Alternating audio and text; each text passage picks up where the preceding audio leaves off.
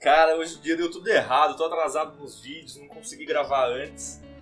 Agora eu tô aproveitando o restinho de luz pra ver se eu consigo gravar, então a imagem não vai ficar tão boa nesse vídeo, mas segue o jogo. Bom, se tá ruim pra mim, tá pior pro Temer. Essa semana ele acabou de levar duas porradas vindas diretas do STF. A primeira veio na sexta, quando o ministro Fachin autorizou que a Procuradoria investigasse o Temer, sim, por um suposto crime de Caixa 2 para as eleições passadas. E a segunda porrada veio ontem, no final do dia, quando o ministro Barroso, num outro caso, não relacionado com o primeiro, pediu a quebra do sigilo bancário do presidente. Para vocês entenderem a força dessas porradas, na verdade, o quanto isso representa de gravidade, queria explicar hoje no vídeo um conceito muito importante na nossa Constituição, que é um dispositivo chamado imunidade presidencial. Uma vez que a gente tem um modelo de república presidencialista, o chefe do executivo, o presidente,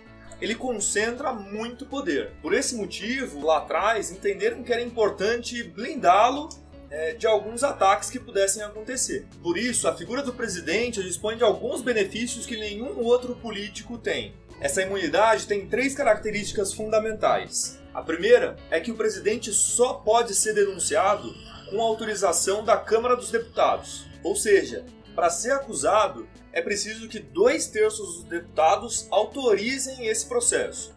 Caso contrário, o processo fica num estado de suspensão, sem efeito nenhum, e ele só pode ser retomado quando o presidente deixar o seu cargo, lá no fim do mandato. A segunda característica importante da imunidade presidencial é a chamada imunidade formal. O que significa isso? Quer dizer que o presidente não pode ser preso a não ser em caso de uma condenação definitiva. Isso independe da natureza do crime, então pode ser um crime hediondo, um crime inafiançável, e o presidente pode inclusive ser pego em flagrante. Ele não vai ser preso enquanto o processo não terminar. E a terceira característica importante da imunidade presidencial é a chamada imunidade relativa. Significa que o presidente, durante a vigência do mandato dele, só pode ser julgado por crimes que tenham acontecido durante o mandato e que tenham relação direta com os atos da presidência. Na prática, como a gente pode traduzir isso? Bom, primeiro que crimes que aconteceram antes do presidente tomar posse, ou mesmo processos que já estavam correndo antes dele tomar posse, entram nesse mesmo estado de suspensão, sem efeitos, e só vão ser retomados ao término do mandato. E o segundo ponto importante é que crimes que não tenham relação direta com a presidência, então, por exemplo, se o Temer, bate o carro e atropela alguém na rua, mata alguém, esse crime não tem relação direta com a presidência. O presidente também não pode ser julgado por esse crime enquanto o mandato não terminar.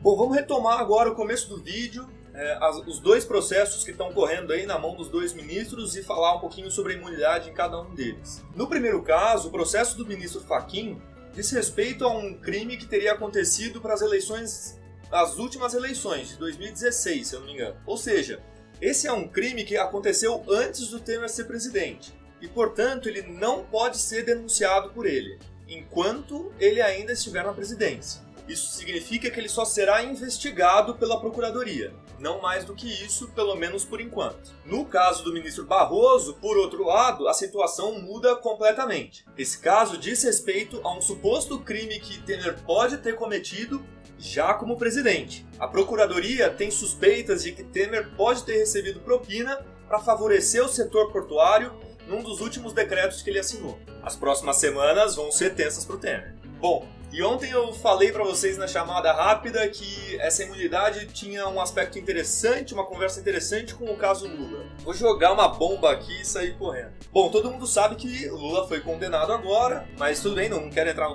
na discussão do caso Lula aqui.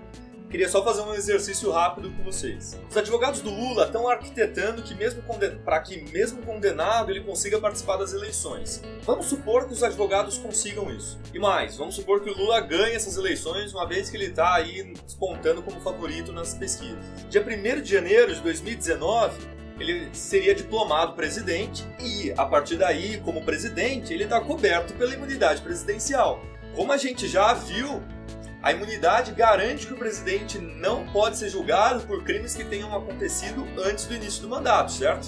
Portanto, todos esses processos, Tríplex do Guarujá, Sítio de Atibaia e os outros que ele já foi denunciado, tem que parar, eles vão ser suspensos temporariamente enquanto o Lula estiver na presidência. Mais pimenta para as discussões de caso Lula. Se você ainda não está inscrito no canal, se inscreve e curte a nossa página no Facebook também, dos Jovens Políticos, se ainda não o fez.